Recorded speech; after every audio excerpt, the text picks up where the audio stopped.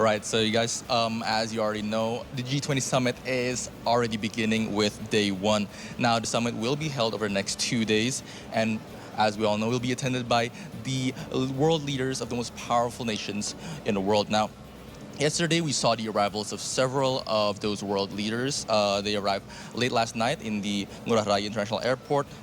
Some of those world leaders include U.S. President Joe Biden, China President Xi Jinping, the Canadian Prime Minister Justin Trudeau, as well as South Korean President Yoon Suk Yeol.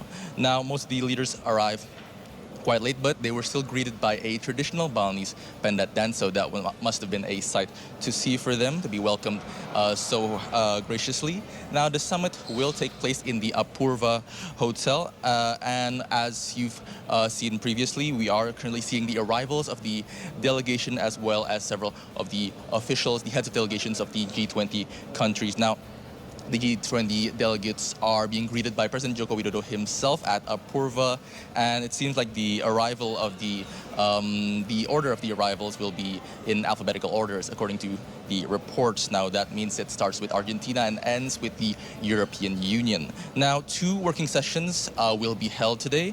Now, they are surrounding the issues that are top priority for the G20, which are the food and energy security as well as public health infrastructure. Now, aside from the main working sessions, there will be also press conferences from, among others, the European Council as well as the Indonesian Ministry of Tourism and Creative Economy.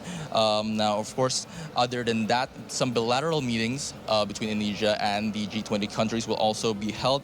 Although as of yet, we still have no information in regards to who the President Joko Widodo will be meeting with. Now, President Joko Widodo has held bilateral meetings yesterday with several of the G20 countries, including US, Japan, Australia, and Turkey. And he will undoubtedly continue those bilateral meetings today. So truly today will be nothing if not a very eventful day, in fact probably in the history of Indonesia, and all eyes are on Indonesia this week. However, the UN Secretary General Antonio Guterres yesterday spoke high praises in regards to how Indonesia has handled its G20 presidency so far. Here's what he had to say.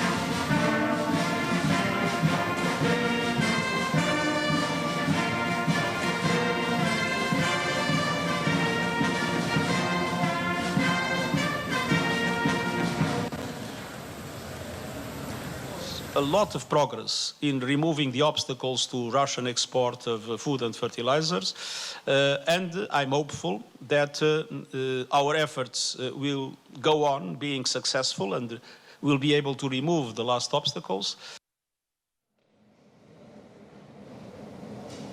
That was the Secretary General of the United Nations, Antonio Guterres. Now, the Secretary General mentioned that he will monitor the G20 meetings very closely and will hope to push for the G20 countries to remain with their commitments, among others, to transition towards green and renewable energy. Now, aside from that, the G20 delegates, after all is said and done today, they will be treated to quite an extravagant dinner. Our team has actually visited the site of the dinner at Garuda Wisnu Kencana. It's going to be quite a show to see.